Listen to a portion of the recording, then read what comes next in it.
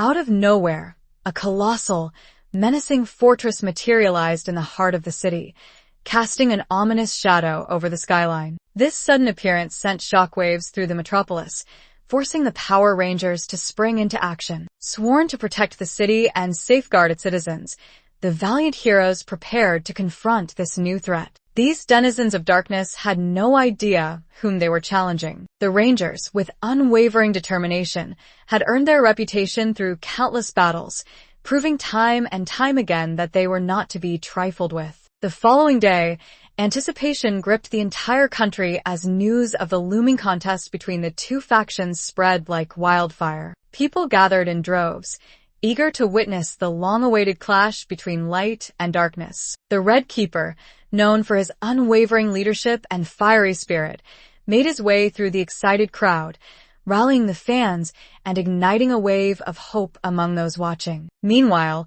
authorities issued urgent warnings to innocent bystanders, urging them to seek shelter in case the impending battle spiraled into chaos. Despite the dire circumstances, the tension was tinged with a sense of spectacle. Rumors swirled that the monsters were trying to recruit new members to their sinister cause, even resorting to seductive tactics to sway potential allies. The Rangers, however, remained resolute, standing as the last bastion between humanity and oblivion. Soon after, our enigmatic protagonist, Fighter D, made his way to the arena, a sprawling battleground where the diabolical monsters were already making their presence known. The crowds erupted into jeers as the grotesque creatures stumbled onto the field, their appearance more comical than fearsome. Some spectators even joked that the monsters would be better suited as scarecrows than conquerors. But the laughter quickly died down when the self-proclaimed Dragon Keepers arrived, a group of rainbow-clad fanatics whose flashy theatrics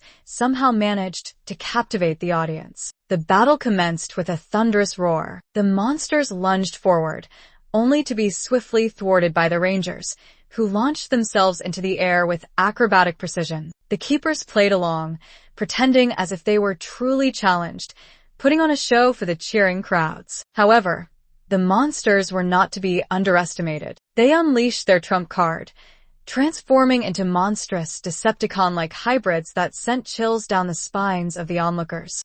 But weren't the Rangers supposed to be Earth's protectors?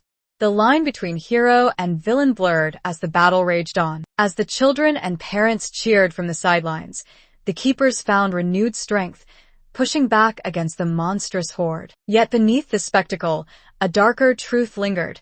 This entire battle was nothing more than an orchestrated performance, a weekly ritual to maintain the illusion of power. Behind the scenes, the monster lackeys scrambled to design a new concept creature for the next exhibition battle. Week after week, they were forced to concoct increasingly bizarre monstrosities, only to have them dismantled by the Rangers in front of the roaring crowds. It was a humiliating cycle, one that had begun when the Rangers invaded the monsters' territory long ago, slaughtering their leaders and forcing the survivors into servitude. Fighter D, however, was different. Driven by vengeance and a burning desire to break free from the Rangers' tyranny, he proposed a bold idea, a tiger-themed monster that would strike fear into the hearts of humanity. His passion ignited a spark among his fellow lackeys, who reluctantly accepted his suggestion. D's vision of world domination was unwavering, even as others warned him that such dreams were futile in the face of the Rangers' absolute power. Meanwhile,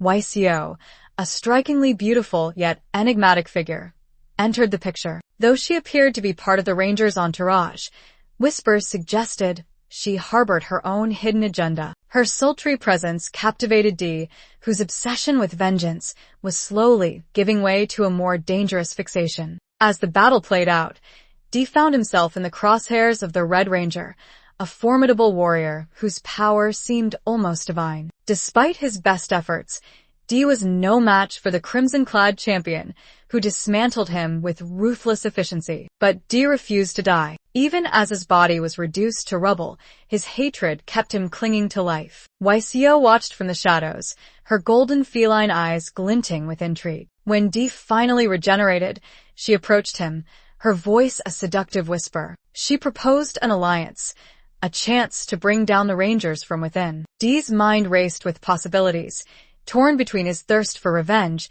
and the allure of his mysterious new partner. Their plan began to take shape. YCO revealed the existence of the divine artifacts, powerful relics capable of annihilating the Rangers once and for all. The artifacts were kept under heavy guard, but during the weekly Sunday showdowns, security would be at its weakest. It was the perfect opportunity to strike. D assumed the guise of the Red Ranger, infiltrating the Rangers' fortress with YCO as his guide. As they navigated the labyrinthine corridors, YCO's sultry voice filled the silence, recounting trivial tales of her high school days, a calculated distraction to keep Dee's nerves from unraveling. The walls of the fortress seemed to close in around them, every flickering light casting twisted shadows that danced like ghosts from a forgotten past. YCO's presence was both a comfort and a torment, her enigmatic smile hinting at secrets buried far deeper than any artifact. Yet even in defeat, Dee refused to yield. His hatred burned brighter than ever,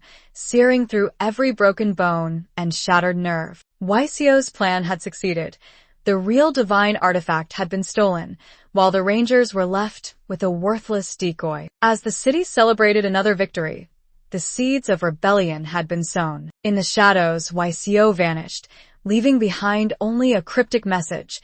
The cycle is broken, but the game has just begun. Dee, barely alive, stared into the night sky, vowing that the next time they crossed paths, the streets would run red with the blood of the keepers. The rebellion had begun, and this time, the monsters would be the ones pulling the strings.